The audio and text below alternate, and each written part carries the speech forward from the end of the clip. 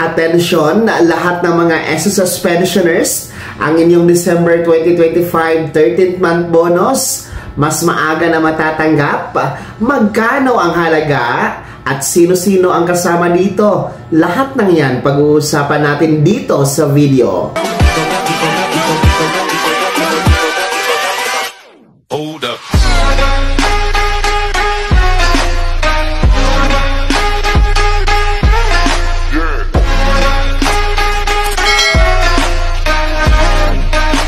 Hello mga ka-vlogs! Welcome dito sa aking YouTube channel. Magandang araw po sa lahat ng mga manonood. Saan po kayong dako sa mundo? Kumusta mga ka-vlogs? Eto, makinig kayo. Lahat ng mga pensyonado ng SSS, ang inyo pong December 2025 13th month bonus, mas maaga na makukuha kaysa inaasahan. Magkano nga ba ang halaga na inyong matatanggap at sino-sino ang kasama dito? Mamaya-maya pag-uusapan natin. Pero kung bago pa lang dito sa aking YouTube channel o di ka pa nakasubscribe, i-click nyo muna natin subscribe button na nasa baba. Huwag kalimutan na pindutin ang notification bell. Ilagay niyo po sa all para updated ka sa lahat ng mga videos na i-upload ko. So, ito na nga po, no? Balik tayo mga ka-vlogs. Lahat ng mga pensyonado ng SSS, no? Ang pag-uusapan natin ngayon ay ang schedule ng inyong December 2025 13th month bonus. Mas maaga nga ba itong matatanggap? Bago natin yan i-discuss, no? Alam nyo ba, no? Sino ang nakakaalam dito? Kung kailan nagsimula ang SSS, anong taon po nagsimula ang pamamahagi ng SSS dito sa 13th month bonus? Kung alam nyo po, i-komento nyo po sa comment section na nasa baba.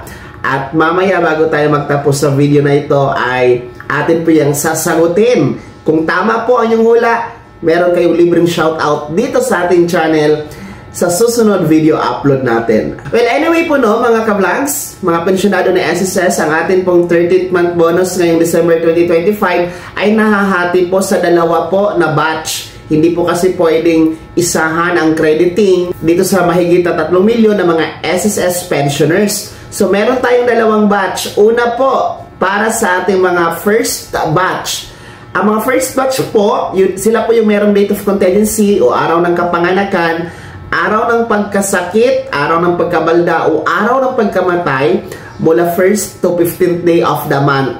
Kung yan po inyong date of contingency, kayo ay kabilang sa first batch at kayo po ang unang makakatanggap ng 13th month bonus ngayong December 2025. Mangyayari po yan ang scheduling nyo December 1. Yan, December 1. Kung nakikita nyo sa yung kalendaryo, yan po ay araw ng Lunes. Kaya, regular releasing ang magaganap, no? Dahil hindi naman po yan holiday at hindi din po weekend. So, ang tabayanan niyo po, December 1 sa inyong ATM card, ang inyong December 2025 13th month bonus, mga first batch SSS pensioners. Pangalawa naman po na batch, at panghuli ito ay ang mga second batch, no? Ang mga second batch naman po, sila po yung merong date of contingency o araw ng kapanganakan, araw ng pagkamatay o araw ng pagkasakit mula 16 to last day of the month. So kung yan po yung date of contingency ninyo, kabilang kayo sa mga second batch. At ang schedule nyo po ng crediting for your 13th month bonus ngayong December ay magaganap po ngayong December 16. So, December 16 po, kung nakikita nyo po sa inyong kalendaryo, yan po ay natapat sa araw ng Martes. Regular crediting po, o regular releasing po ng 13th month bonus, December 16, mga second batch, dahil hindi po yan holiday at hindi din po yan natapat po sa weekend. Kaya, antabayanan nyo po sa inyong ATM card ha. Ngayong December 16, mga second batch ang inyong 13th month bonus. Well, magkano naman ang matatanggap ng ating mga pensyonado? Magkano ang halaga? No? Alam nyo na ba kung magkano yung makukuha na 13th month bonus ngayong December 2025? Well, ayon po sa SSS, ang 13th month bonus na matatanggap tuwing Disyembre ay katumbas ng halaga ng inyong buwanang pensyon na tinatanggap kay SSS. So, ibig sabihin yan, times 2 ang inyong makukuha, no? Tuwing Disyembre. Halimbawa po, kung ang inyong monthly pension na tinatanggap, yung pinakamababa sa ngayon, na 2,420 pesos, times 2 po yun, magiging 4,840 pesos. So, halimbawa, kung 5,000 po ang inyong pensyon, yun din po ang makukuha ninyo. So, kung anong halaga ng inyong monthly pension, yun po yung halaga ng 13th month bonus nyo, mga kablog. So, sana maliwanag po yan.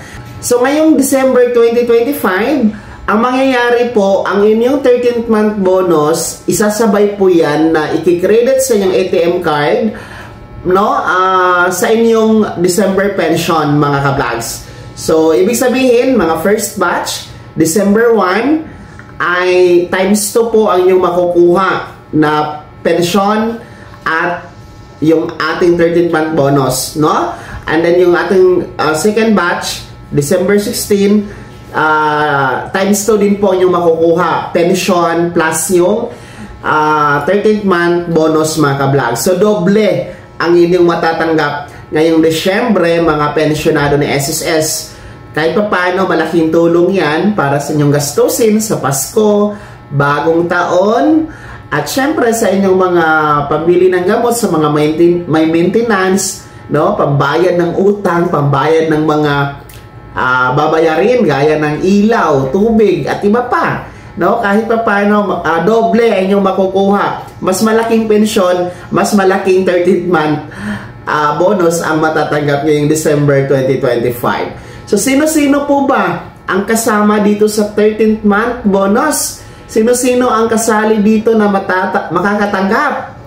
Well, lahat po ng uri ng pensionado, kabilang po, no, yung ating retirement pensioners, disability pensioners, death or survivor pensioners, lahat po kayo makakatanggap po ng 13th month bonus. Entitled po tayo lahat, mga kablagsa. Kahit yung mga naka 18 months lump sum ay makakatanggapin po ng 13th month bonus. Maliban na lang po sa mga hindi nagko-comply ng AKOP, baka maputol lang yung AKOP, no? Halimbawa, ngayong Oktubre, kung buwan ng kapanganakan ninyo ang buwan na ito at hindi kayo nag-AKOP, baka maputol lang yung pensyon by November and December. Nako po, madadamay yung 13th month bonus ninyo. Baka next year nyo na po ito makuha once na magpa-AKOP kayo. Kaya siguraduhin na magpa-AKOP lahat ng mga magbe-birthday ng October, November. Yan, crucial yan na mga buwan, ha? At yung edad 80 years old pataas, please comply your AKOP. Agahan nyo po para sigurado matatanggap ninyo ang 13th month bonus ngayong December 2025. At yan po ang ating schedule, ha, ng ating December 2025 13th month bonus. Lahat ng mga SSS pensioners at yung halaga at sino-sino ang kasama, sana nasagot natin yan ng maliwanag, mga kablogs. So, bago tayo magtapos, yung katanungan natin kanina kung anong taon nagsimula ang SSS sa pamimigay ng 13th month bonus, ang kasagutan ay taong 1988.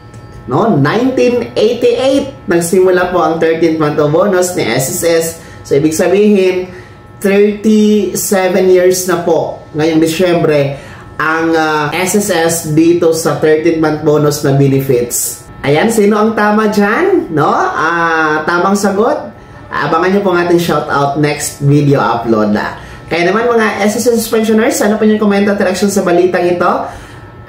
Saan nyo ba gagamitin ang yung 13th month bonus? Excited na ba kayo para dito? Lahat ng yan, ibahagi niyo po sa comment section na nasa baba, pakilakip ng buong pangalan at kung taga saan kayo. Bago ako magtapos sa video na to, kung gusto niyo po sumuporta sa aking YouTube channel, maaari niyo pong i-click ang ating super thanks button na nasa baba. Sa mga gusto mong i-miyembro, pwede i-click nyo lamang ating join button. Maraming perks dyan, mga kablogs. Be my member now. Sana naging gabay ang video na to kahit paano na pag-uusapan natin ang mga mahahalagang bagay-bagay na may kinalaman sa pagiging miyembro, benepisyaryo at pensionado sa SSS Kung hindi ka pa nakasubscribe dito sa aking YouTube channel, maaari nyo na i-click ang ating subscribe button na nasa baba. Huwag kalimutan na pindutin ang notification bell. Ilagay nyo po sa all para updated ka sa lahat ng mga videos na i-upload ko. Maaari nyo din i-like ang video na to at kung meron ka pa mga katanungan, maaari nyo i-komento sa comment section na nasa baba. Paki-follow na din po ang aking official Facebook page na nasa screen nyo. Muli po, ako si Daniel Timpawan na nagsasabing